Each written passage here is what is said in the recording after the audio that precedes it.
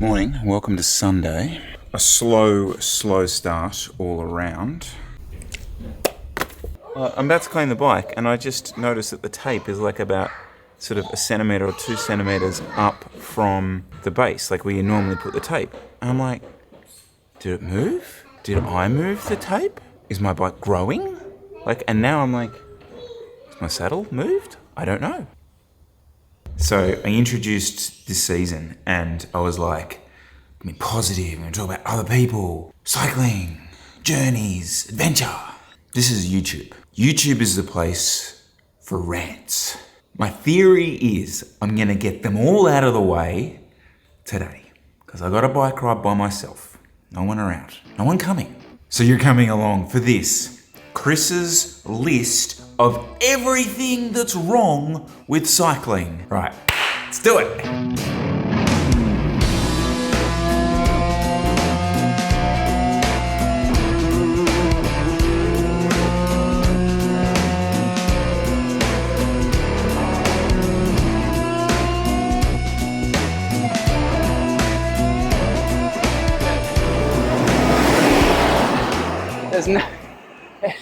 This road is dead, but then I always get a bus on it for some reason. All right, before I get all ranty, guys, 2 quick shouts. The first to the Neuro Coaching guys who have this week just launched a Neuro Training Club.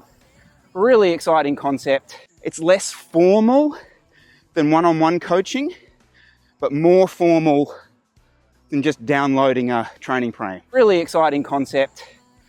I'll do a whole vlog on this, specifically break it down. And the second shout is to Tim Bowman, who is the photographer who came up from Melbourne to take photos of us. This was so cool. He just contacted us through the videos, heard that we were doing an event in Victoria, and he was like, can I please come?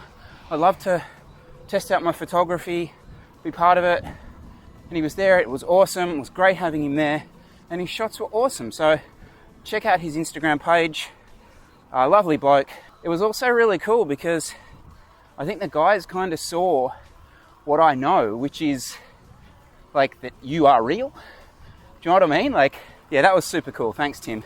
Now, let's get negative. How was that?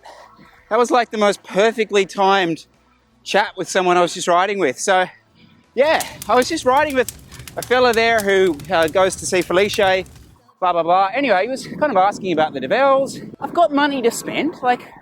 This guy's, a disposable income about him. But he's like, I just want a light bike.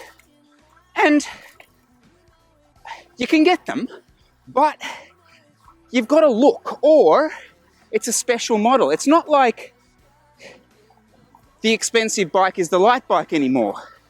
Do you know what I mean? And I reckon there's a lot of people out there who've spent a lot of money on a boutique premium superbike, and it's close to 8 kilos. I don't know, I honestly reckon this is my first gripe, right? I reckon the industry's missing a trick with this, because so many people out there who have disposable income and want to buy a premium bike, they want that pick the bike up. Holy crap, how light is that feeling? Do you know what I mean? I don't think the massive stiffness, straight line aero gains are what that customer wants. And yeah, sure, I know that person can find that bike, but it's not like the old days where it was the expensive bike is the lightest bike. To actually have just got views on this video, I've got to call it something like my reaction to Chris Froome's thoughts on disc brakes. That's seemingly what every YouTube cycling vlogger is doing at the moment. But guys, I was doing this stuff years ago. It's literally still the only video people seem to watch. That disc brake one. All the exact same points I made. Except I haven't won a lot of Tour de France's, so maybe that's why his comments are more relevant. Okay. And maybe this follows on a little bit from that. But, how do I describe this? There's this thing about, it's almost as though people think gear should last a year and then it should be replaced. Now, I realise we're speaking to the person that tries a pair of shoes every week. So I've overheard this a little bit in bike shops recently, where people are a bit like, oh, well, my shifting's not No, quite happy with it, blah, blah, blah. Oh, well, you need to replace it with Di2. I'm like, what? There's this underlying kind of thing. And look, obviously I don't work in a bike shop so I know there's obviously pressure to sell stuff, but sometimes I kind of feel like it'll lose the customer in the long run if you're just upselling them the whole time. And I honestly reckon there's this like 10 to 12 month lifespan. I'm not just talking about like on a cassette or a chain, but like on your group set, on your bike, and it's got to be upgraded. This stuff lasts. Look after it. It will almost get better. All right, I'm full rant now. You can hear my voice. Controversial one.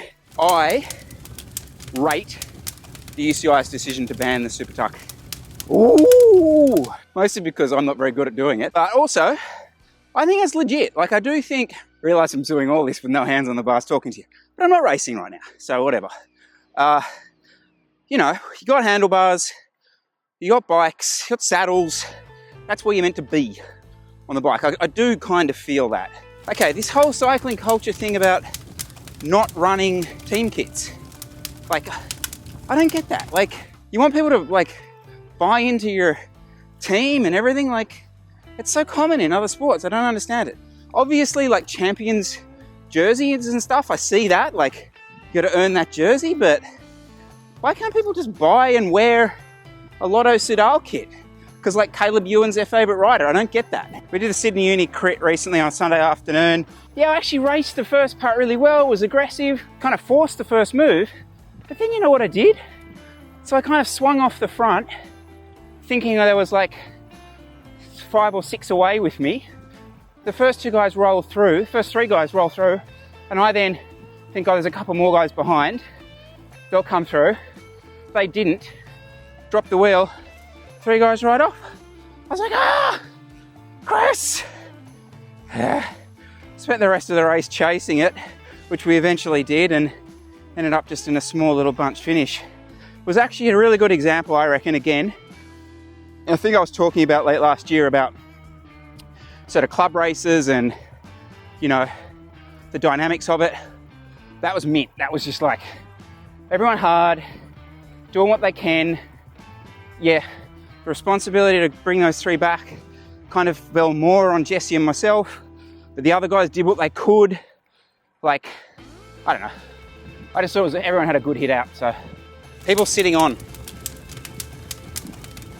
I'm sorry, it's weird. Strangers. Just say something. Like, I always give the analogy of like, well, would you just walk up behind someone, like walk 2 meters behind them, not say anything, and then like just pull off and not say anything? It's just really weird, people. If you're gonna sit on, say something. Like, oh, do you mind? No problems, cool. It's very weird and quite dangerous. Had it a few times, like doing 30-second efforts, and like the person will be sitting there, I'll do the effort, and then they're like, oh, God, stick on here, and then of course I'm doing 30 seconds, so I stop, and they freaking run at the back of me. Please just say something. People that take their new cycling mates out and drop them on the first rise. Sorry, that dude. That was clearly what was going on there. Headwinds on the way home. All right, we're on the way home, so I'm just gonna scattergun. Android users messaging me saying they've had widgets for years. I know, but you're still running Android, so it's slop. Actually, while I'm on Android, Aaron was saying to me, so he's a recent iOS person, and he was saying Garmin Connect was a lot more stable running Android. Has anyone else had that experience? Because I definitely find WAHOO more stable on iOS. So people telling me the NRS isn't as good as it used to be, or back in my day it was much better. Okay, 2 things you're not doing. 1, helping. 2, giving me any proof that there is a difference between back in my day and currently. And I'm going to tell you right now that what's going on with Oz Cycling, the relationship there between Oz Cycling and the teams is 1,000,000 times better than what it used to be. And yes, there was certainly a phase during that period where there was a lot more racing. But I'll throw this back at you. You did nothing to make that sustainable. You didn't make any content. You killed it. So back in my day, people, get back in your day or come and help.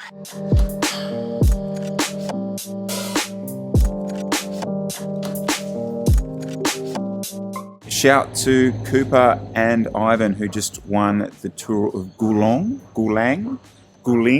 down in South Australia. Guys, monster effort. If you are an under 23 Nations Cup selector, keep your eye on Cooper Sayers. I actually was getting pretty ranty there, but I do totally stand by that because I've done a little bit of research in the past about this, and it's quite interesting because there was a heap of racing around that 2000 period, and a lot of that was due to hangover funding from the 2000 Olympics here in Australia. So there was funding to put races on. You had all this racing, and teams were carrying on like they were professional. Like, I'll never forget the budget forklift trailers turning up to Heffron with like just packed full of Campy Super Record as far as the eye could see, them like flying their riders all over the country to do the racing. Budgets were like in the $500,000 minimum type thing, but there was no broadcast right. How is this going to be sustainable? That's always my thing. My thing is always, how do we make this sport sustainable? And yeah, look, I get a bit of pushback for this comment, which is, I kind of see the NRS as more than just a development league, or like purely there. Like, I see it as its own product. Like, and I think that was proved really at that Santos Festival of Cycling. Like, it is cool watching to race, but probably I think the biggest thing holding us back, and it's the elephant in the room, is really just the diversity of cycling in this country. It's pathetic. I mean, 99% of the people who practice this sport in this country look like me. And that's not great. It's not great from a sustainable perspective, because not just, if you just purely break it down to numbers, put aside the social issues, just break it down to numbers, 99.9% of the country will not be looking like me in the future. That's going to be the challenge. Guys, thank you so much for watching. I'm going to chase Jesse Coyle up very soon, and we're going to talk a little bit about the Neuro Training Club, because, yeah, it's a really interesting concept. It's not one-on-one training, and it's not just some like plonk-and-place training plan. It's somewhere in between, and I think the guys have really done some great work on this, and they're just having a go. You know, I mean, at the end of the day, guys having a go, get around it. Alrighty, see you soon.